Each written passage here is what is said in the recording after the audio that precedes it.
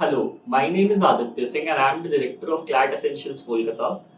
Today we will be talking about the GK section of your exam.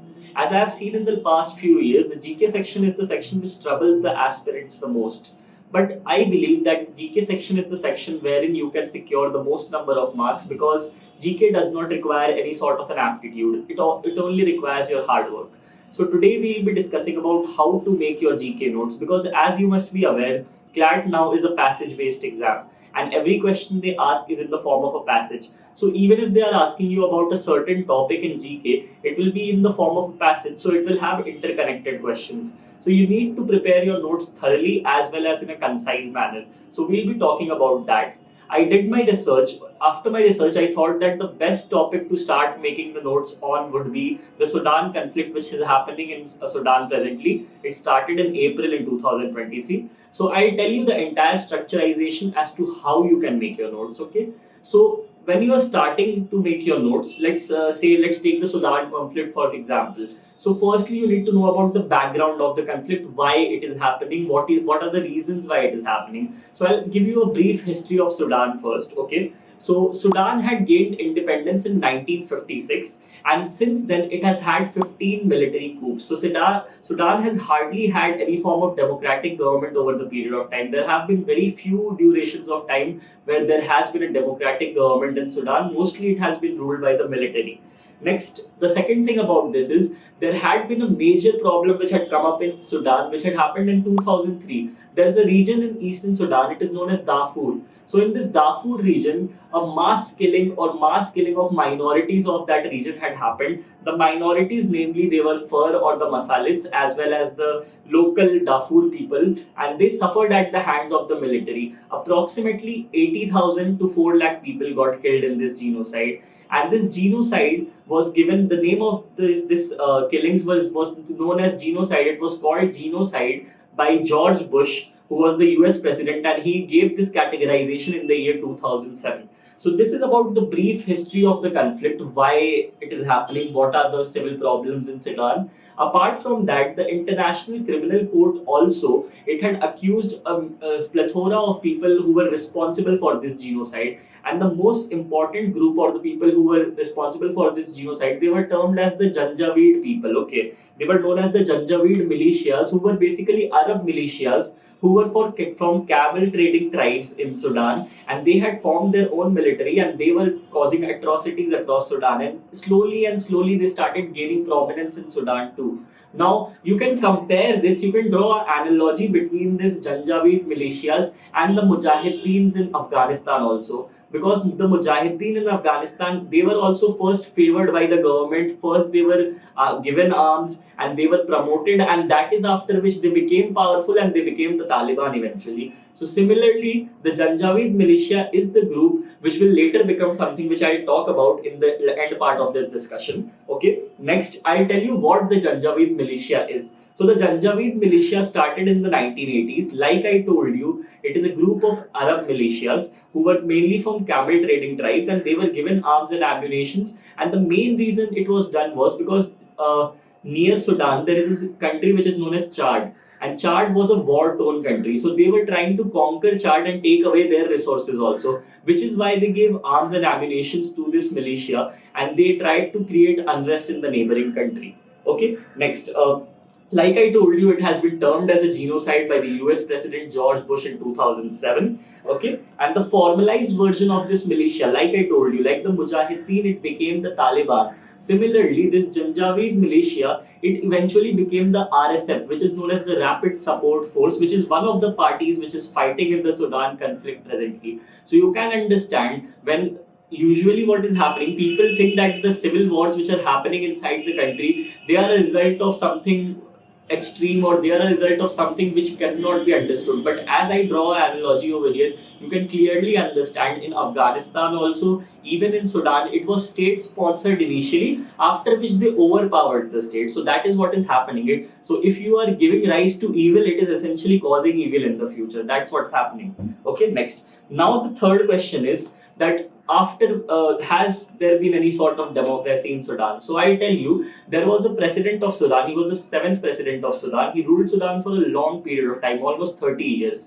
His name was Omar al-Bashir. Okay, so Omar al-Bashir, he was basically ruling Sudan, and in 2019 there was a coup d'etat, and in this coup d'etat, basically the military, they overthrew the president, and the president was ousted from power. I am not saying that the president was somebody who was a really good man also, because he had been convicted by the International Criminal Court for the genocide which happened in Darfur. So you can understand that the president himself was involved in these activities. So what the military did was, the military took him and they have now agreed to hand him over to the International Criminal Court.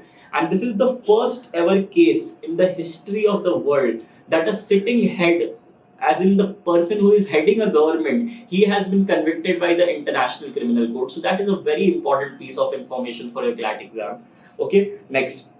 Elections were planned in 2023 in Sudan, and they had planned to start a democracy in 2023. But prior to that, only in 2021, this fight started between this fight, or this tensions built, and now of course there is no form of democracy, and there are no chances of democracy in the future. So now I have given you a brief history of Sudan, when it got independent, what were the reasons, how the RSF came into being, how it got formed, who are they actually. Everything has been told to you, and I have also told to you about Omar al-Bashir. So last part of this discussion, which is the current tensions ongoing in Sudan. Okay, so the current tensions in Sudan, this started in the month of April, approximately around 15th of April, and they started in the capital city of Sudan, which is known as Khartoum. Okay, so that is where the conflict started, and the conflict started between two groups. First group is the RSF, or the Rapid Support Force, and the other group is the army. Okay, so these are the two groups who started fighting with each other, because obviously the army was of the cause that they also want power, they also want to rule the country. Similarly, the RSF also has such ambitions.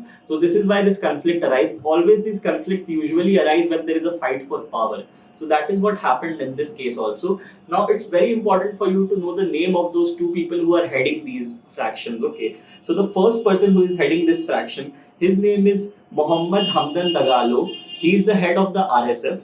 Similarly, the person who is heading the army, his name is Lieutenant General Abdul Fattah al Burhan. Okay, so Abdul Fattah al Burhan, he is the head of the army, whereas Mohammed Hamdan Dagalo is the head of the RSF. So you should be knowing the head of these two factions as well as the name of these two factions if you want to get into more detail. So my opinion is that this is enough, okay? Because you should be knowing about the history of the conflict, the history of Sudan if there has been any problem. Like I told you, there have been 15 military coups in Sudan till date. So hardly any form of democracy has ever been there. So these are some of the details you can know. You can know about the coup d'etat which happened and Omar al-Bashir was removed. But now if you want to get into more depth, you can also know about the history of RSF, which I told you. And you can also try to know about when the army was formed, who usually heads the army. But I think that is something which is less important. That is why I'll not throw light on that. Okay, now the last part, what is the result of this conflict? So the conflict, it started in April, it is still continuing. Almost 700 people have already been killed, okay, and more than 5,000 have been displaced. Similarly, in the Darfur genocide also, almost it is also still continuing. Almost 2 lakh people have been killed, 2 million have been displaced from their homes. So you can understand there is a state of civil war in Sudan at present, and there is a lot of unrest. So what was the result of this unrest? This violence, of course, happened. But apart from the violence, you must be knowing in every country there are members of the international community also. So similarly, in Sudan, there were people from the Indian community as well. So now the last part of your discussion asks you that whenever you are studying any piece of international news, you should see if it can relate to India. Whatever relates to India, that automatically becomes important for your CLAT exam. So in this case also, of course, there were Indians living in Sudan. So the Indian government had started a plan to evacuate those Indians, and eventually 754 Indians, they were evacuated.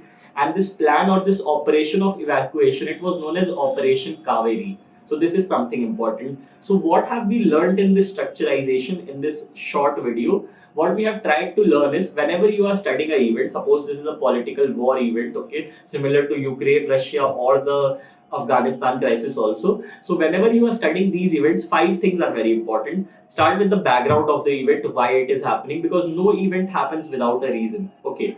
Secondly, start that whenever there are two groups fighting, try to know about their history also, why those groups are fighting, how they came into being. Thirdly, you should be knowing if there was a ruling president, if there was a head, if there was somebody already present, like in the case of Afghanistan, America was already there and it left eventually, after which Ashraf Ghani suffered. Okay. So similarly, in this case also, there was a president who was ousted. So something you need to know. Okay. Fourthly, you need to know the present status, how many people are getting killed, what's going wrong, if there are any major attacks happening, the city which was threatened first, so Khartoum in this case. So these things are what you need to know as well. And the last thing you need to know is you need to relate it to India. So the fifth thing will be you will relate it to India, and if you cover five things on five fingers, then you are done.